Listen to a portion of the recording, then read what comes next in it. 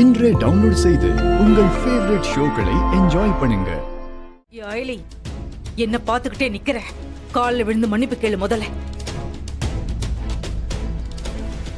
சமந்தி, நாங்க எல்லாரும் தான் அயலிக்காக மன்னிப்பு கேட்டுட்டோம்லம்மா. தயவு செஞ்சு மன்னிச்சு பிரச்சனை பெருசு பண்ணாதீங்கம்மா. ஏன் கால்ல விழறதுக்கு அவமானமா இருக்கா? அப்போ எங்க இந்திரா அவமானப்பட்டத எந்த கணக்குல சேர்க்க சொல்றீங்க? அயலி, இப்ப நீ மன்னிப்பு கேட்க போறியா இல்ல நான் ஏதாவது பண்ணிக்கவா? ஐயோ, தப்புதாங்க. நான் அன்னைக்கு அப்படி நடந்திருக்க கூடாது. உங்க குடும்பத்துல இருக்கிற பிரச்சனை தெரியாம நான் அப்படி நடந்துக்கிட்டதுக்காக என்ன மன்னிச்சிருங்க.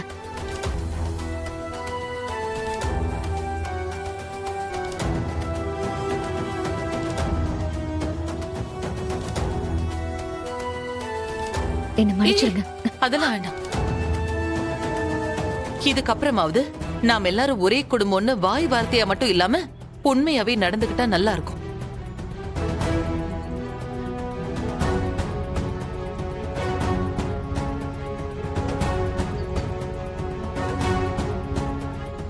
பொன்னி, இலக்கியா, நீங்க ரித்திகாவை உள்ள கூட்டிட்டு போங்க.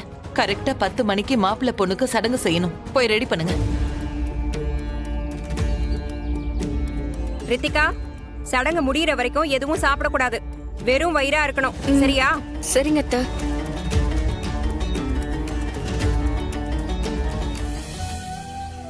சிவா, இப்பதான் ஒண்ணு முடிஞ்சது. இப்ப அடுத்த பிரச்சனை வந்துருச்சா? வரட்டும் வரட்டும், இன்னைக்கு அவனுக்கும் இருக்கு. என்ன சிவா இவ்ளோ லேட்டு? சரி வா, நாம உள்ள போலாம். சித்தி வாங்க. இப்ப இந்த சூட்கேஸ திறந்து இதுல இருக்கிற நகை எல்லாம் காணோன்னு கூப்பாடு போட்டு உன் சித்திய கூப்பிடுவேன். எல்லாரும் வந்து என்னாச்சுன்னு கேட்பாங்க. அப்போ நான் எடுத்து வச்ச நகை எல்லாத்தையும் யாரோ திருடிட்டு போயிட்டாங்கன்னு குண்டை தூக்கி போட்டுருவேன். அப்போ யார் நகையை எடுத்திருப்பாங்கன்னு கேள்வி வரும். நான் நம்ம குடும்பத்துல இருக்கிறவங்கள தவிர வேற யாருக்குமே நகை இருக்கிற இடம் தெரியாதுன்னு எடுத்து விடுவேன். அப்புறம் நான் சொல்லவா வேணும்? தன்னால பழி உன் மேல வரும்.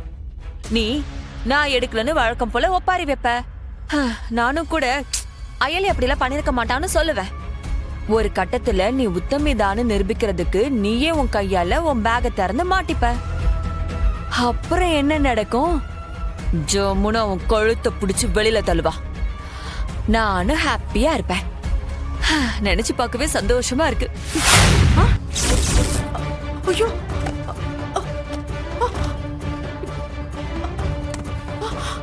ஐயோ, என்ன என்னாச்சு? எங்க போச்சு? என்ன செல்லம்மா, என்ன இது? நகைப்பட்டியில அப்படி திறந்திருக்கு. இதுல இருந்து நகையெல்லாம் எங்கம்மா? ஐயோ ஜமுனா, எனக்கு ஒண்ணுமே புரியல. சடங்குக்கு ரித்திகாவை ரெடியாக சொன்னாங்கல்ல, அவளுக்கு நகை போடுறதுக்காக எடுக்க வந்தா இங்க பார்த்தா சூட்கேஸ் எல்லாம் திறந்து கிடக்கு. ஐயோ, ஐயோ,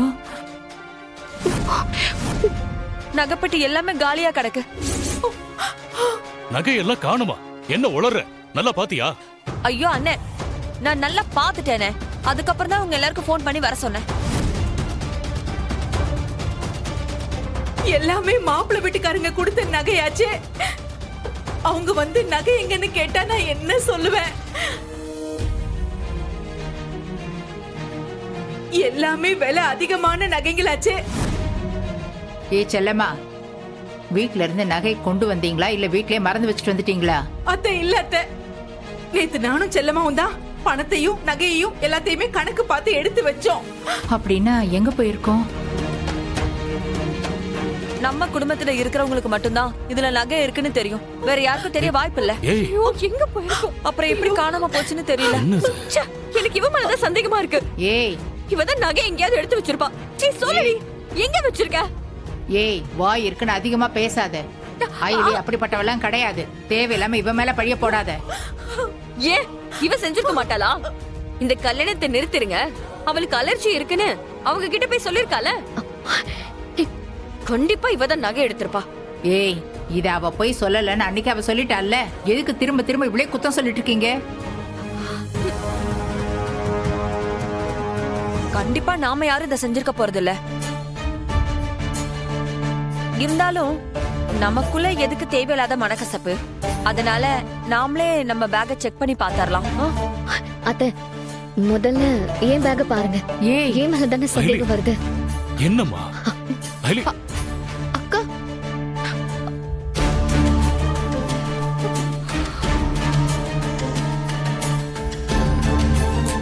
எதுக்குடி? ஐயோ. பாருங்க, நல்லா பாருங்க.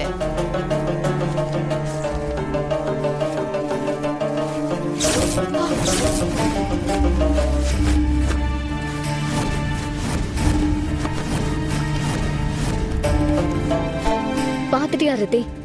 நகை இல்லல்ல, இப்பவாவது என்ன நம்புறியா?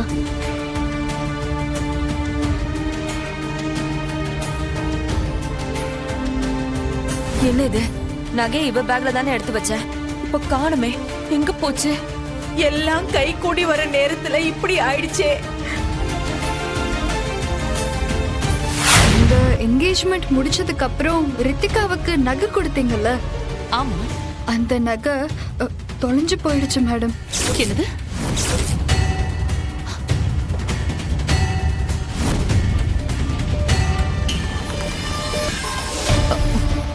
எப்போ? அது தெரியல மேடம். ஆனா இப்ப நீங்க கொடுத்த நகை எங்க கிட்ட இல்ல. என்ன சொல்லிட்டு இருக்கம்மா நீ இப்போ? எனக்கு தெரிஞ்சு நகையை யாரோ திருடிதான் மேடம் வச்சிருக்காங்க.